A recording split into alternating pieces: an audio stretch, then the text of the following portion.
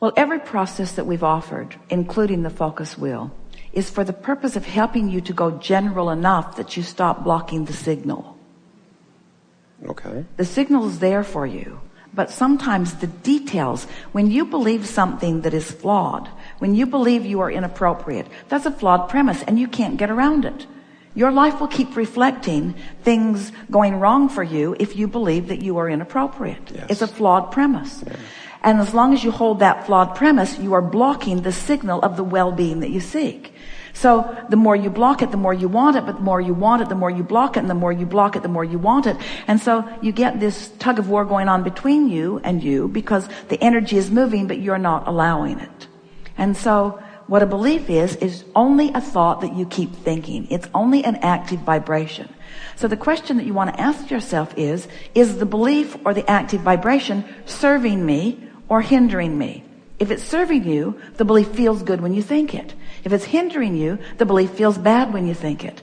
And every process that we've ever offered, and there are many of them and many more coming, is to get you to find some way of going general enough about the subject at hand that you stop blocking your own well-being in the process. So think about the focus wheel. The focus wheel is a process where we encourage you, something has happened and you know that you want something. You know you want it, you're just not getting it. And so you make your statement of desire, and it's irritating even to make that statement of desire because it's a statement of desire that feels bogus because it isn't happening. So you're in a sort of wad of resistance because what you want isn't. There's no evidence of the manifestation of it. So then we encourage you to see the focus wheel like a big clock, so to speak, and write some circles around this, 10 or 12 circles around the outside edge, and make your statement of desire and write that right in the center of your focus wheel. Now you've written it, but you don't believe it. And the evidence that you're living supports the fact that you don't believe it. So the focus wheel is offered in order to help you to let go of that cork, to do something different than what you've been doing. So now we encourage you, the premise of the focus wheel is, you know those merry-go-rounds that are out there in the playground that sometimes the kids had them going so fast that when you tried to get on, it just spun you off in the bushes? But if they would slow it down, you could get on, then you could all speed it up together. Well, the focus wheel is like that. You've got beliefs that are moving so fast that you can't fix them. When you try, you just get spun off in the bushes. It's something that you believe too much. You believe it so much that when you try to change that belief, it doesn't work. There's too much momentum in the unhelpful belief. So the focus wheel was one of the first processes that we offered in helping you to go more general. We weren't calling it that in those days, but we said, try to find something that you already believe that doesn't throw you off in the bushes. So you just start stabbing in the dark a little bit. You just start reaching for something that is about this desire that doesn't throw you off in the bushes. In other words, it doesn't make you wad up in a knot. It fits. When you have a leading edge experience out here as you are having all day, every day, and you come to a new conclusion, all that is receives the benefit of all of that and focuses upon, in satisfying fashion, the expansion of the universe that has taken place because of what you are about. But that brings us to the most important thing that we're wanting to say to you. And that is, don't try to understand those levels of consciousness in the sense, don't try to think the thoughts that the source within you is thinking. Instead, think the thoughts that you are thinking and do your best to align yourself vibrationally with that broader resonance. So let's say that what you are looking for is more financial abundance. And you're not living it, you don't even believe it, but you're willing to play the stupid focus wheel process game because you do believe that some people are benefiting, you do Yes. have some beliefs, Yes. and you do want things to go better. So you think a thought such as, I suppose things could go better for me. Off in the bushes because you don't believe it. I really need a lot of money and I need it fast. Off in the bushes because you don't believe that it's going to come. A lot of people have money. Well, I hate them. Off in the bushes. Off in the bushes you go. So you still haven't found a general enough thought that lets you make a statement and put it on the wheel. You're trying, but you can feel all you've done so far is just aggravate the fact that you're not where you want to be. It's just annoying. So then you say, there are areas of my life where things are going well. You didn't get flung off on the bushes on that one. Not money, off in the bushes you go. There are some things that are going well. So you write, some things are working for me. That felt pretty good. You found a general statement that in that one statement, your vibration softened. You are less resistant than you were before. Which means now you are less resistant than you were before. You have access to thoughts that you didn't have access to before. In other words, in today's conversation, your grid is beginning to fill in with other ideas. So then you think, I remember worrying about such and such and it turned out all right. So maybe things are working out for me. Didn't get thrown off in the bushes again. Now you've got two statements on your wheel. They both felt pretty good.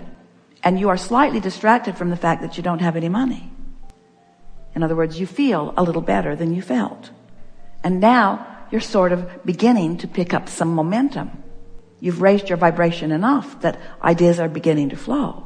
You don't feel abundant enough for abundance to avalanche into your experience, but you sure feel better than you felt a little bit ago.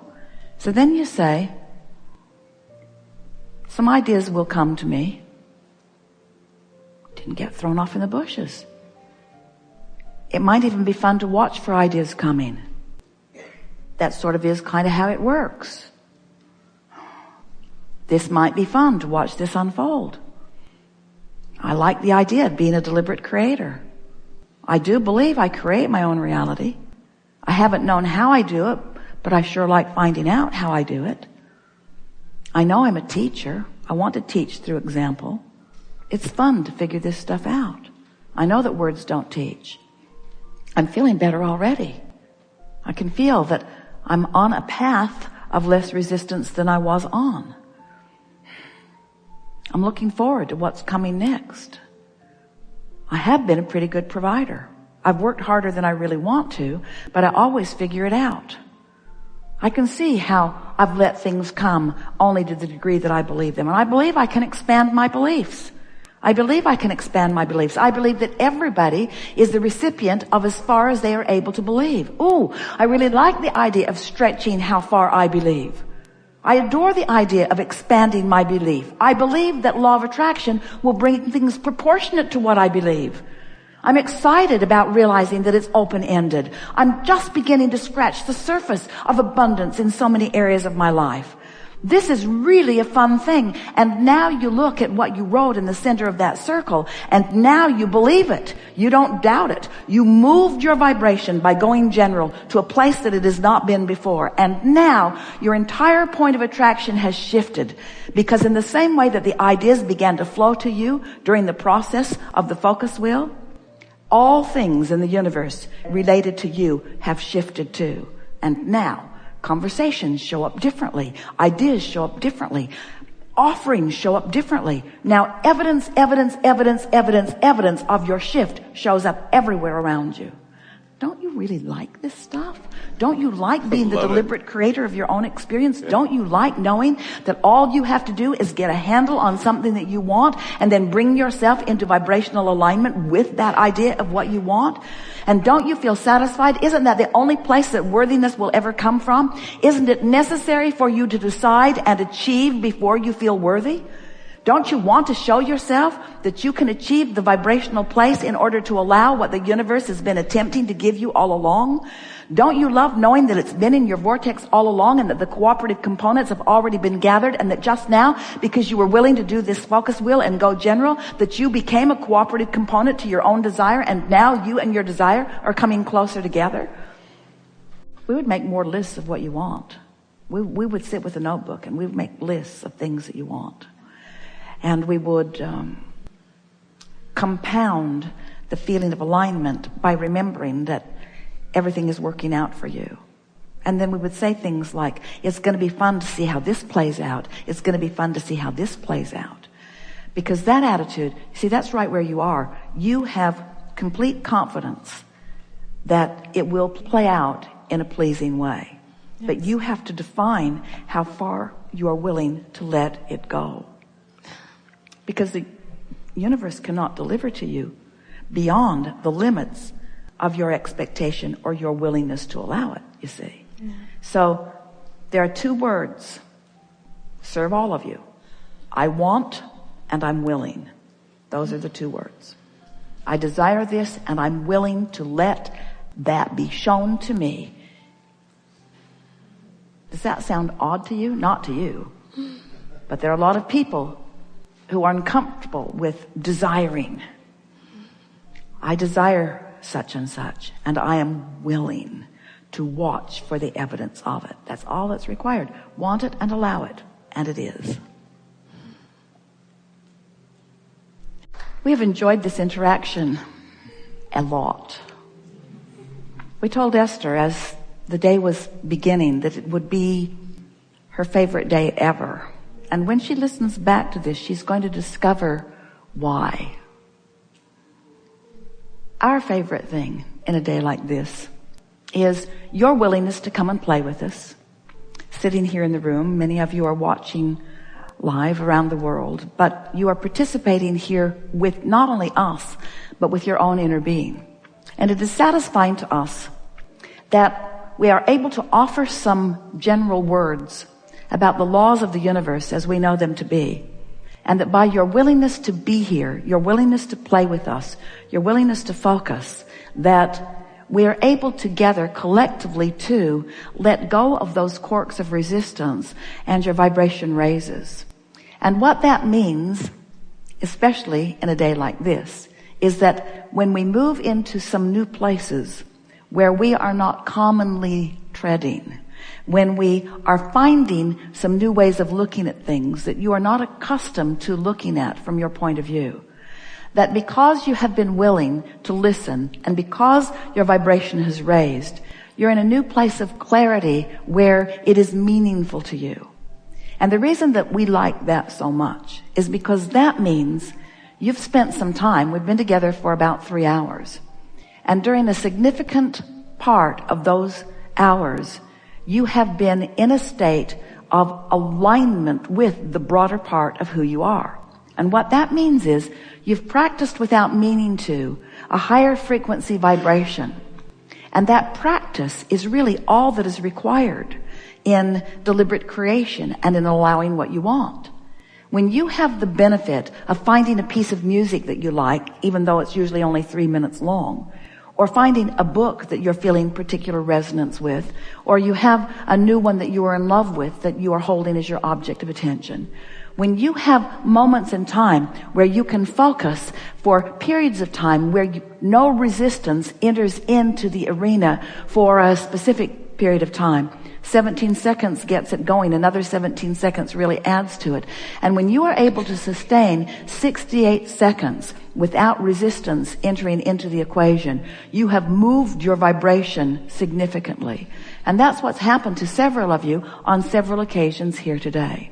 We talked about the deepest of subjects. We talked about things that matter to you the most. And in all of that, you shifted your vibration significantly. So what that means is, over the next few days, if we were standing in your physical shoes, since we are standing in your physical shoes,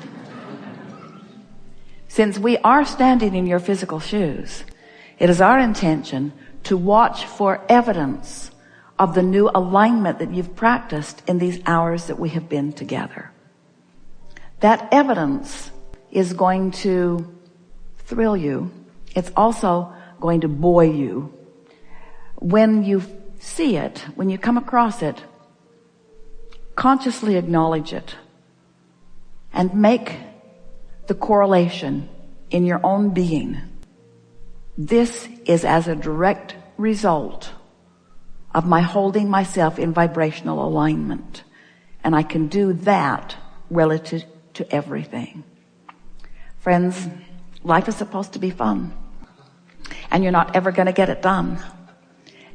And you can't get it wrong. And if you will begin to embrace those contrasting moments as part of the path along your trail to the things that you are really wanting, then life will be sweet, sweet, sweet, sweet, sweet, sweet, sweet, sweet, sweet for you the majority.